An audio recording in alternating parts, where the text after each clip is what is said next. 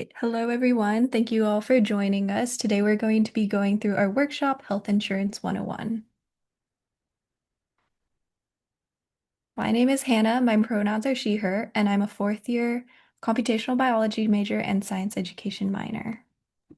My name is Catherine. My pronouns are she, her, and I'm a third year nursing major.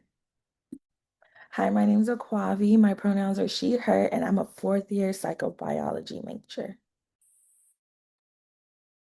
So, we are the peer health educators from the Health Education and Resource Team, also known as HEART, at the UCLA Ash Student Health and Wellness Center. At HEART, we provide health education and health resources for the UCLA student community. This includes workshops, tabling, social media campaigns, fun events, and more. You may have heard of some of our programs like Hot Brew in Summer or Sex Week. We're from the health literacy team, but at heart, we have 5 different topic area teams. So, our peer health educators provide information and programming for sexual health, alcohol and other drugs, body image and nutrition, disease prevention, and health literacy as well. One of our main outreach activities on campus is the Bruin Love Station, where we hand out free supplies like Narcan, fentanyl test strips, and safer sex supplies like condoms on Bruin Walk. We'll have our social media linked at the end of the presentation so that you can follow us and stay up to date on all of our events and programs. If you have any questions about Heart and what we do, feel free to ask us questions about that at the end as well. Next slide.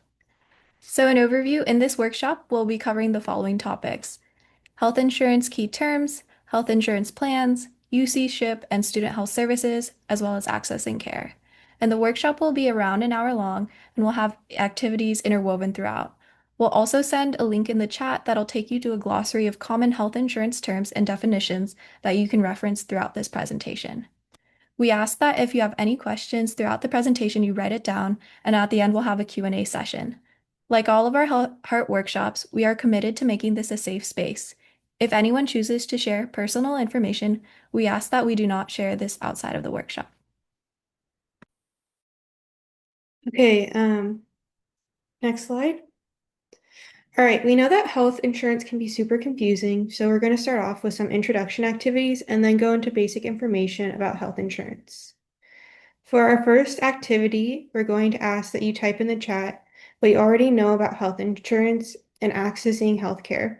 For example, what comes to mind when you think of health insurance? How confident are you in accessing healthcare services and understanding health insurance terms? So I'll just give a moment for any ideas to be put in the chat. Yeah, so moving on, similar to what you guys have said, um, health insurance is it definitely does cost money, and a lot of people are confident with their own health insurance, but not it as a whole. So that's what we're going to get into today. Um, Many of you may be wondering why we're talking about health insurance in the first place. While access and affordability remain key barriers to healthcare in the US, particularly for college students, research has shown that many college students have trouble identifying health insurance terms and also may struggle with understanding what they're responsible for paying for in terms of medical services. In addition, um, college students may have trouble understanding how to access services that they need through the healthcare system, and so may delay or stop medical care entirely due to confusion. As peer health educators, we want you to be informed about healthcare systems and empowered to make decisions regarding your well-being.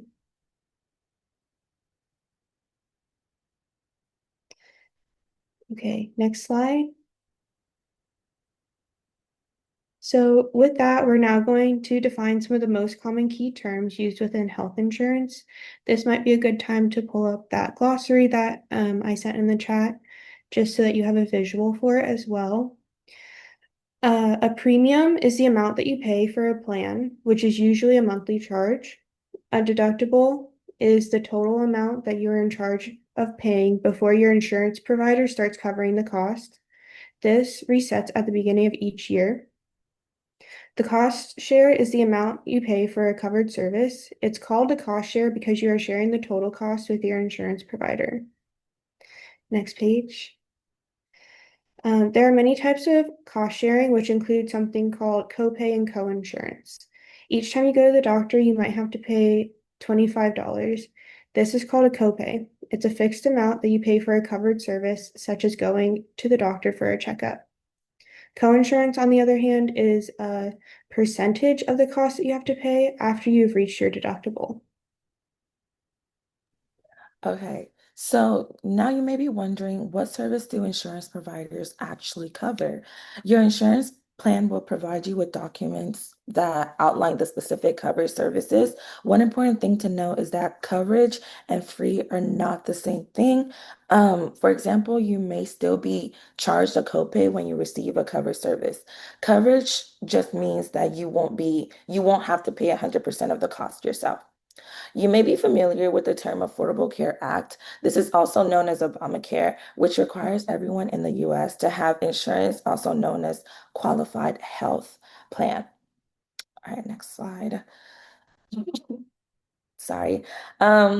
The Affordable Care Act outlines 10 essential health benefits that qualified health plans must cover, including ambulatory services, emergency services, hospitalization, maternity, and newborn care, mental health and substance abuse treatment, prescription drug, lab works, preventative care, pediatric dental and vision care, and rehabilitative and habilitative services.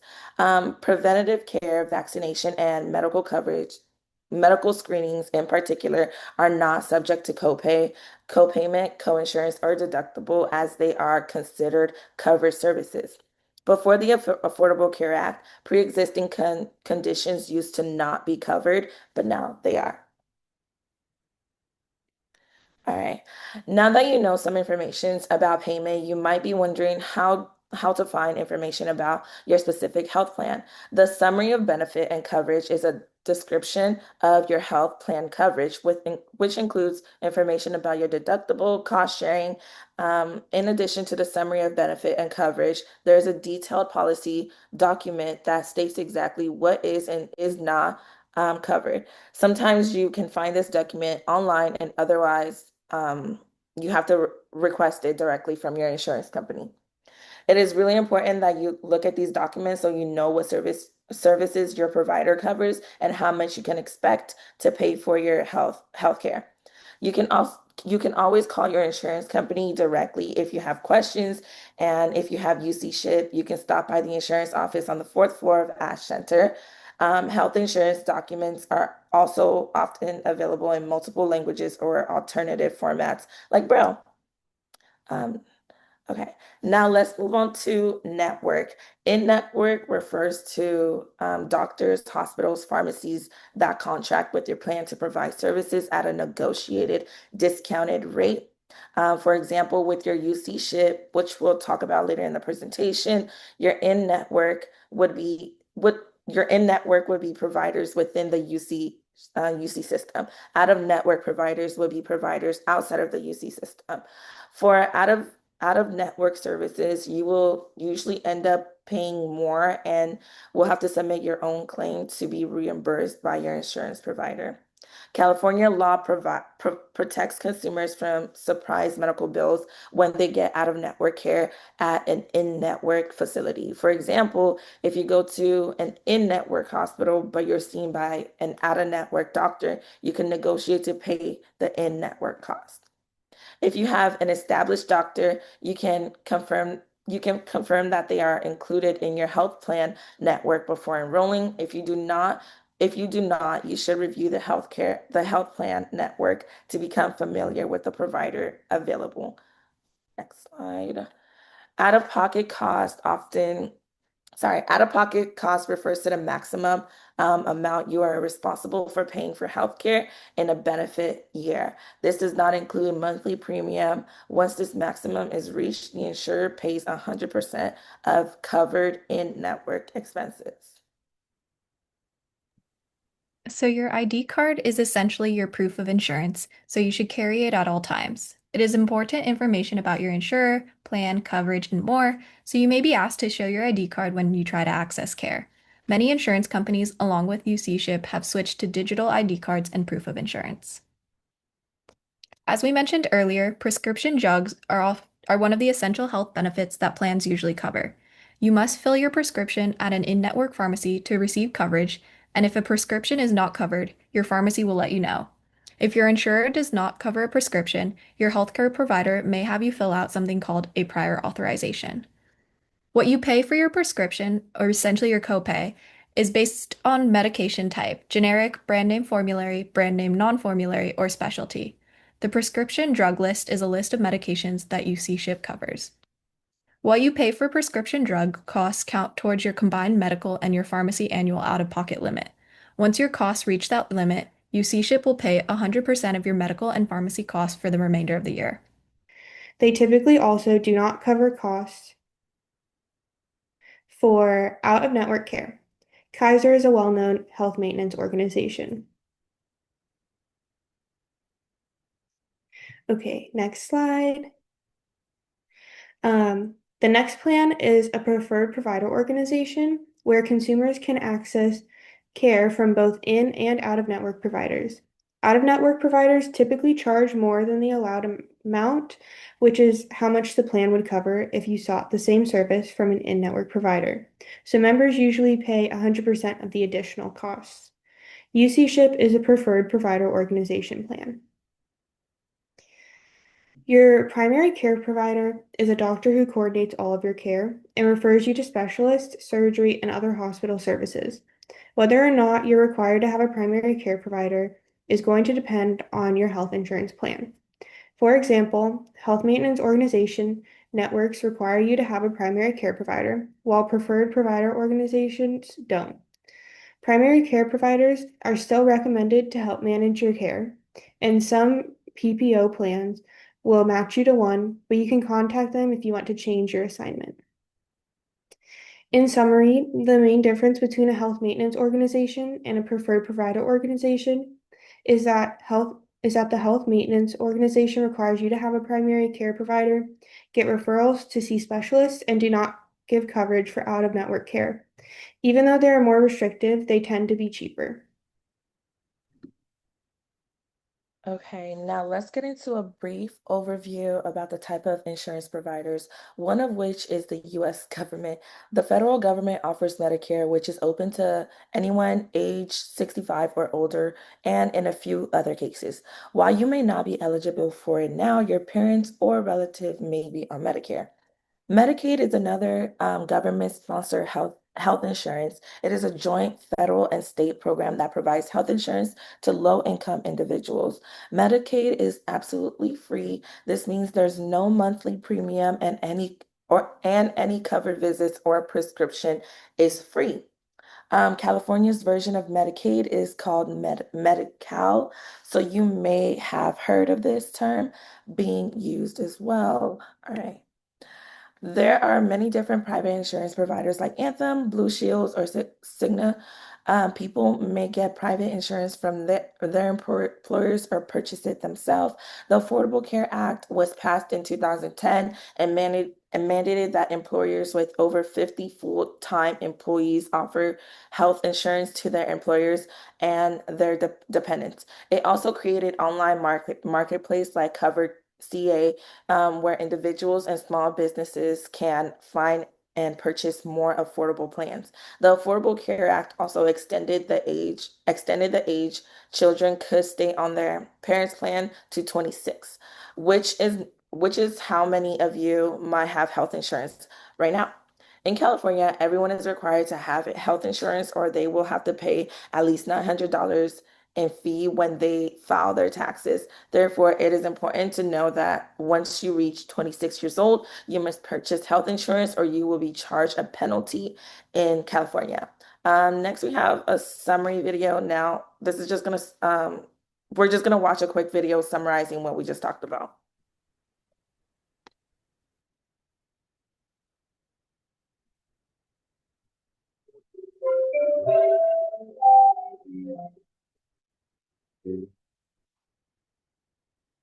Millions of us now have health insurance under the Affordable Care Act, or what some people call Obamacare. But like many things in life, your health insurance can often be confusing and complicated. Whether you've been insured for years or you're new to the game, understanding your policy is important to your health and your wallet. First things first, you have to pay your premium every month or your insurance could get canceled, kind of like your cable subscription. You can also think of it like a shared healthcare piggy bank. We all chip in each month, even if we're healthy, so the money is there when we need it. If you get insurance at work, your employer probably pays most of your premium and the rest comes out of your paycheck automatically. If you have Medicaid, you most likely don't have to pay any premium at all. The federal government and your state take care of that. If you're insured through a new health insurance marketplace, depending on your income, you may be eligible for a tax credit that pays a portion of your premium. Once you have that shiny new insurance card, you'll want to try really hard to keep it in your wallet. To better your odds of staying healthy, be sure to take advantage of the free preventive services that all new insurance plans provide. But of course, stuff happens. That's when insurance really comes in handy. Now, having insurance helps a lot, but it doesn't mean all your health care is going to be free. There are lots of details about your insurance plan that affect how much you pay when you get sick or injured. If you have Medicaid, a lot of these services could very well be free. Otherwise, you'll likely have to pay something when you go to the doctor or fill a prescription. This is called a copay when it's a specific dollar amount, like $25 per visit, or coinsurance if it's a percentage of the bill. There's also the deductible. That's how much comes out of your own pocket before your insurance starts paying. Depending on your plan, you might have a deductible for all your care, or it might only apply to some types of care, like hospital stays and prescription. So read your plan material, because it could add up to thousands of dollars. Another important part of your plan is the out-of-pocket maximum. This is the most you'll ever have to pay in any one year, at least for the benefits your plan covers. Your insurer will pay 100% of anything beyond the maximum for the rest of the year. It can be just as confusing dealing with prescriptions. Your plan has a list of drugs it will pay for called a formulary, but the prices vary. Check with your doctor or pharmacist because a generic drug might fix you up the same as a brand name drug, but the price difference could be huge. So those are the costs typically involved. But remember that they'll be affected by your insurance plan's provider network. This is a list of doctors and hospitals that are connected to your plan. Insurance companies negotiate discounts with these providers. Stay in network and the discounts get passed to you. Go out of network and you could end up paying full price. And remember that out-of-pocket limit? It won't work if you go out of network. In some plans like HMOs or EPOs, your insurance would pay nothing if you go out of network. In other plans like PPOs, your insurance will cover you no matter where you go, but you'll pay a lot more if you go out of network. Also, if you want to visit a specialist like an orthopedist, some plans require a referral from your primary care doctor. Sound easy enough? Well, sometimes staying in network can be tricky. In a hospital, it's possible that your surgeon could be in network while your anesthesiologist is not. If this happens to you, don't be afraid to negotiate with your provider or file an appeal with your insurer. So as you can see, there's a lot to think about when you choose an insurance plan each year. Some plans may have low premiums, but fewer doctors or hospitals and high deductibles. There are trade-offs, and understanding and choosing among plans isn't always easy. Remember, if you have questions, call your health plan and ask, or check with your hospital or doctor. If you still have questions, your state insurance department or consumer assistance program can help. With the Affordable Care Act, there's new support for consumers, so take advantage of it.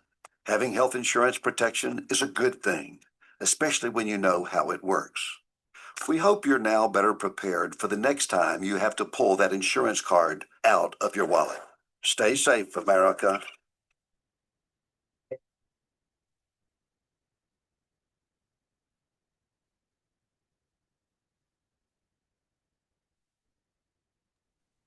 All right, we hope that was a good summary of everything we just talked about. And now we're going to get into UC SHIP. And so for UCLA specifically, the insurance offered to registered students is called UC SHIP. All registered students are automatically enrolled in UC SHIP, which means you will see a charge for it on your Bruin bill.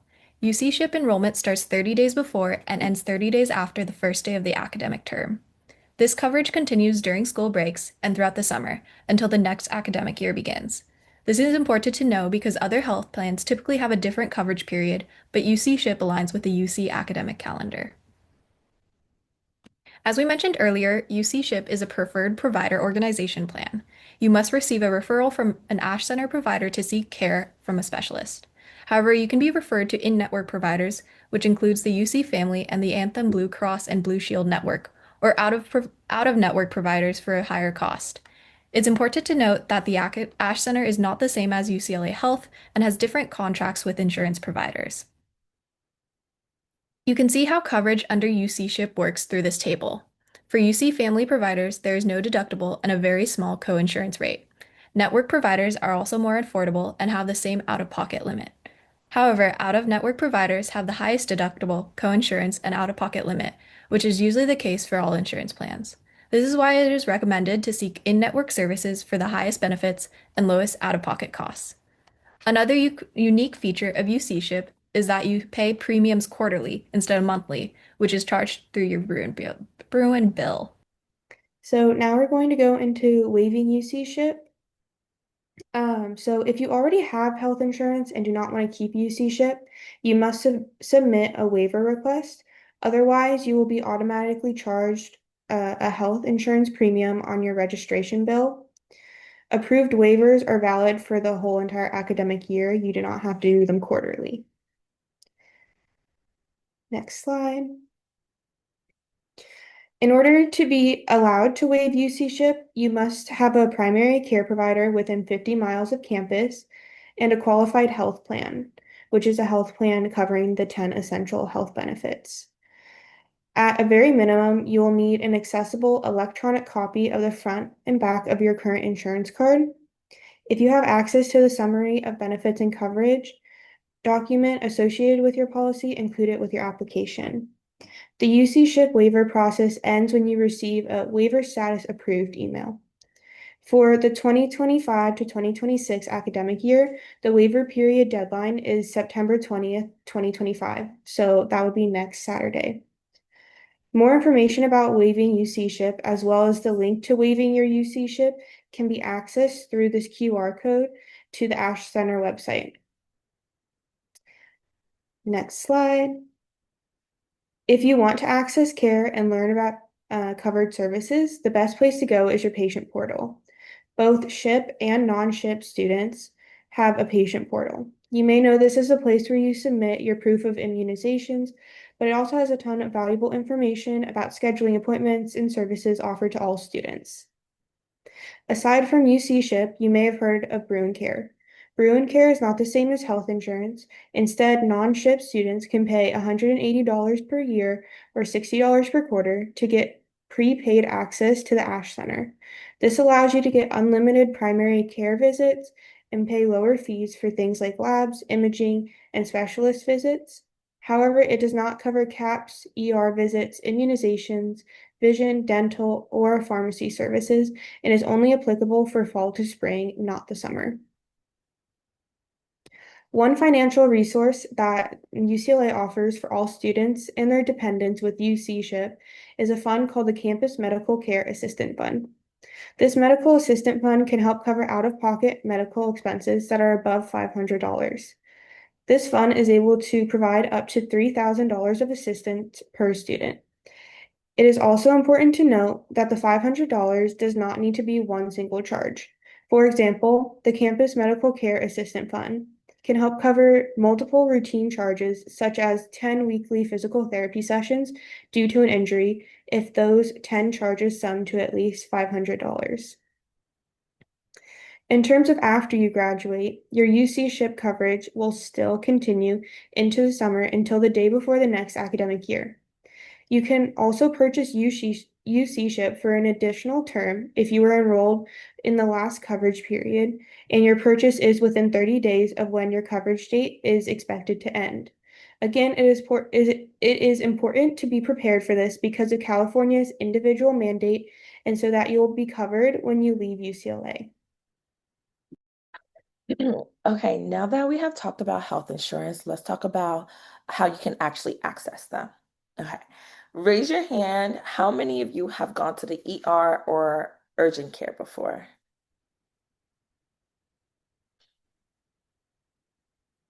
Okay. Well, whether you have gone to ER or urgent care before, it is good to know the difference between these services in case you need immediate attention. A lot of people think the ER and urgent care are the same, but there are some key differences to know. The ER is for life-threatening emergencies so it is open 24/7 and your wait time depends on the severity of your condition and how full the ER is. They are able to offer more advanced treatment but are also more expensive. Urgent care is when you can receive same-day care for non-threatened conditions. They have hours that depend on the location and are first come first for service. They typically have faster waiting time and are cheaper. Within UCLA, there is not an urgent care, just immediate care, which serves a very similar purpose and can be used interchangeably. So we're gonna do an activity to test your knowledge. We're gonna name some conditions and you will type A or B to tell me if you would be going to the ER or to urgent care for them. All right, to start off, if you have a broken bone, would you go to the ER or urgent care? You can just type it in the chat. Okay. Okay. I saw B, and yes, that is correct. You would be going to you would be going to ER, right? Yeah, wait, sorry. You would be so sorry. You would be going to you would be going to ER, sorry, for A, sorry. All right. The next activity, if you have a cold or a flu symptom, would you be going to emergency room or urgent care?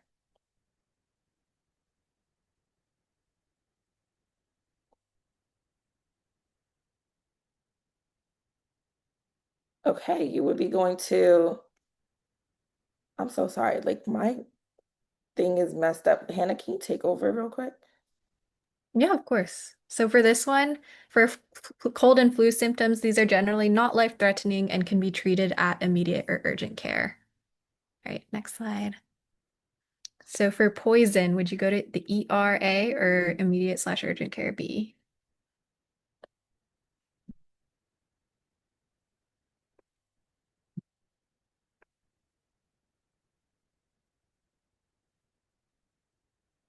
All right, let's see the answer.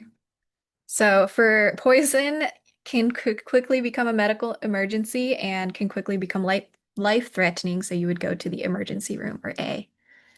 All right, for UTI symptoms, A or B?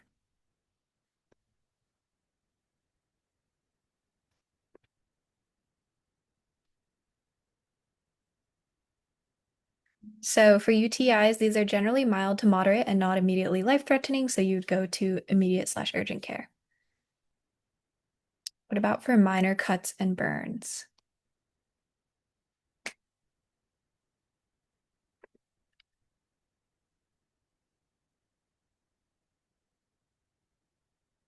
So again, these are not severely deep and bleeding is not as extreme, so would not be considered a medical emergency and you'd go to immediate or urgent care.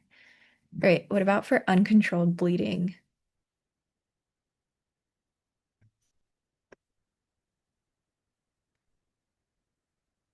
So as many of you said, yes, you would go to the emergency room. What about for ear and eye infections?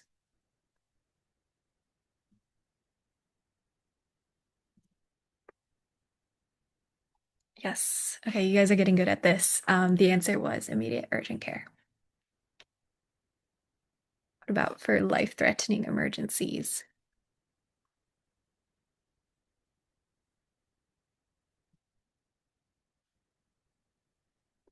Yes, in this case, you would definitely go to the emergency room or call 911 if you can't get there yourself. And then last question, what about difficulty breathing?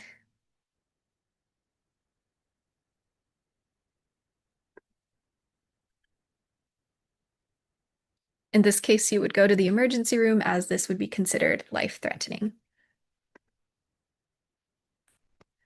All right, does anyone, this is like a small pop quiz, does anyone know where the closest emergency room is to UCLA? Feel free to type it in the chat. All right, yes, that would be correct. It is the Ronald Reagan Emergency Department. The entrance is right across from Frat Row on Gailey Avenue, and the address is on Westwood Plaza where you'd look it up on the maps. Okay, immediate care can be a little more difficult to find. Does anyone know where the closest one to campus is?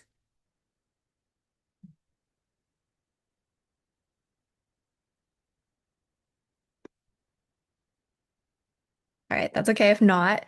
Um, it is on the 200 Medical Plaza building on the fourth floor. It's Suite 440, and there are a total of 12 UCLA immediate care locations throughout LA. Okay, so as a quick summary, you go to the ER when you need immediate treatment for something like a high fever or difficulty breathing, but you go to the urgent care for something more minor like a sore throat or infection. If you go to the ER at the Ronald Reagan Medical Center or Santa Monica and you have UC ship, there is a $125 copay. If you go to an in-network urgent care provider with UC ship, there's a $25 copay. In addition to these in-person centers, there are also options for 24/7 online care.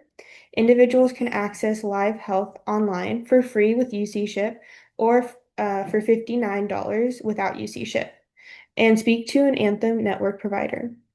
They can provide urgent, non-emergent emergency medical support, write prescriptions, and provide behavioral health support.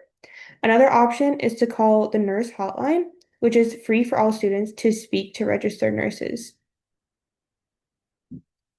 If you have specific questions about health insurance, you can go to the fourth floor insurance window at the Ash Center or contact them through your patient portal or the Ash Center website. You can also go to the UC SHIP website for more information.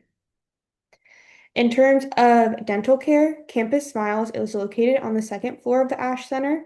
For vision, UCLA Optometry is located in the Ackerman Building B level, right next to the UCLA store. For UC SHIP students, you can get routine preventative and diagnostic dental services like oral exams and cleanings for free. For eye exams, you are charged a $10 copay, while non-SHIP students will pay $109. Moving on to prescriptions, the Bruin Health Pharmacy is located on Ackerman A level, where the Taco Bell is.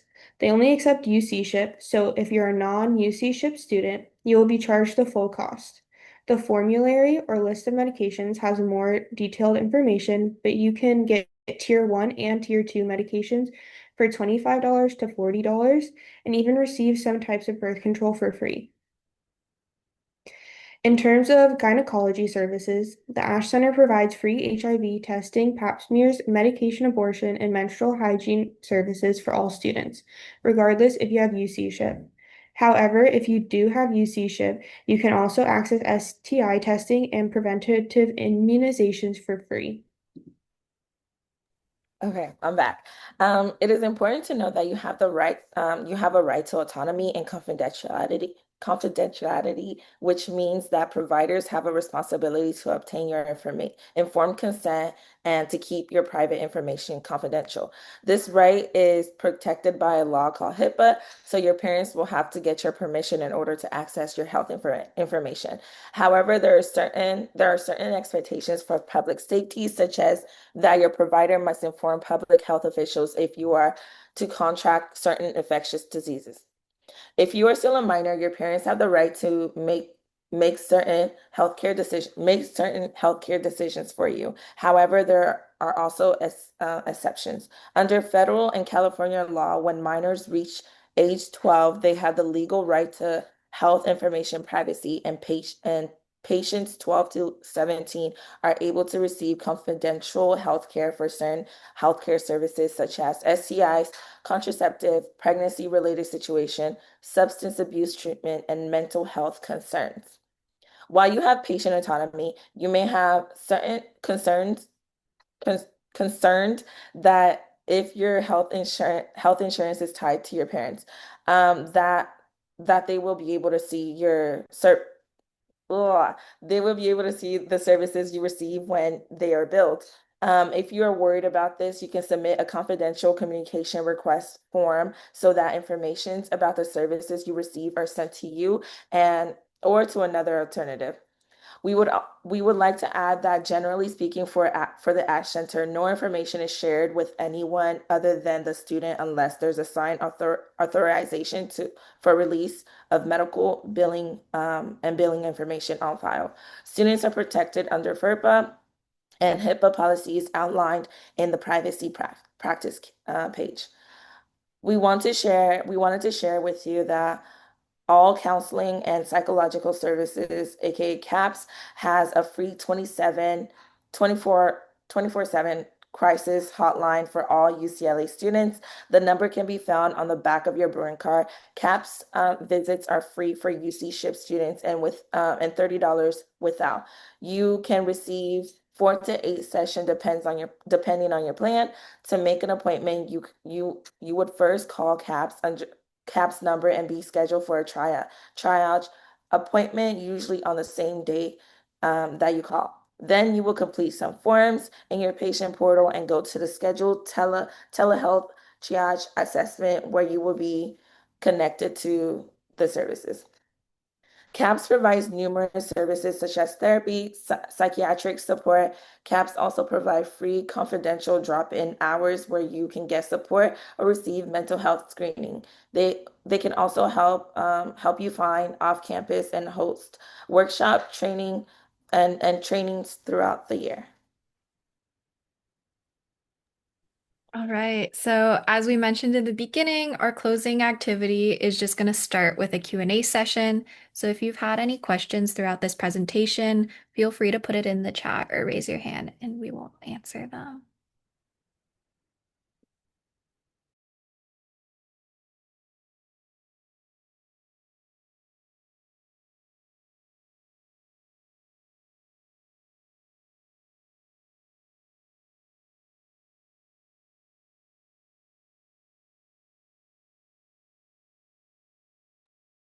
All right. Well, if you have any questions later too, we're always available and our socials are linked.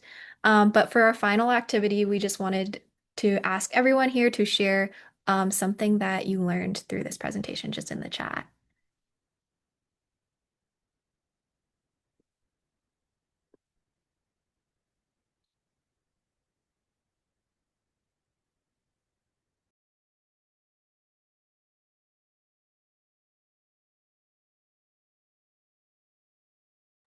Okay. And then lastly, as you're maybe writing down something you learned in the chat, we just wanted to note that we know that health insurance isn't the most fun topic, but we hope that you learned something about health insurance is and how you can navigate the healthcare system as you enter adulthood. Okay, we have a question. Can I apply for a waiver later if I get insurance?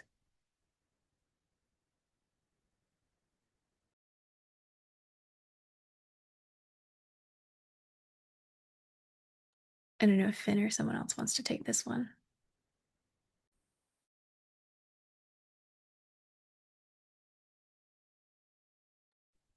I'm pretty sure that you can waive it later, but I think it might be once a year, but I don't know. But I'm just going to share the link to, oh yeah, so UC Ship waiver process is annual. So if you get insurance for like next year, you could waive it at the beginning of next year. But I just shared the link with more information too. And also looking on that website, It looks like there are waiver periods for all quarters. Um, so it looks like you might have to contact the insurance office to sort that out, but it is most likely possible. Yeah, and just to add on to that, late waiver requests are also accepted until the Friday of week 2, but you do have to pay a $50 fee. But yeah, I would just say also with all the waiver stuff, there's a lot of helpful information on the link that Finn sent. And most of our information came from there as well. So I would recommend looking through that.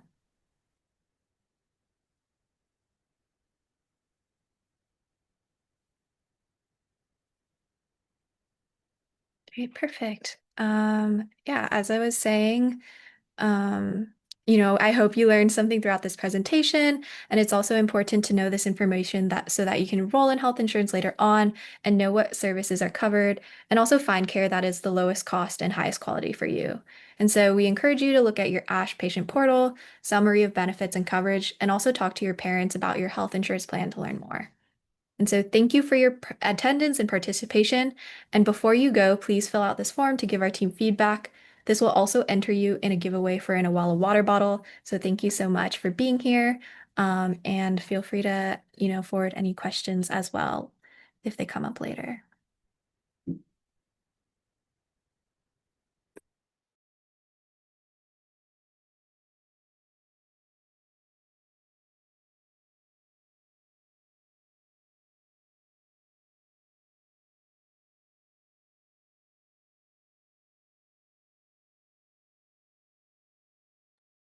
Thanks, everyone. So we did record the Zoom, so I'll figure it out, emailing it to the organizers so that you can share it internally.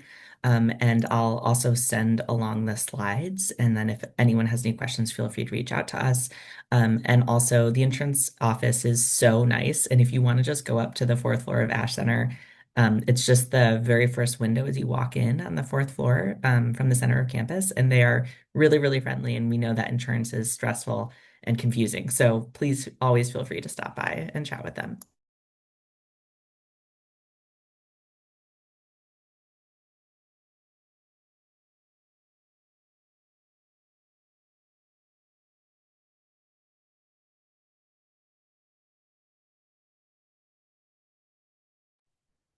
I think it's just us.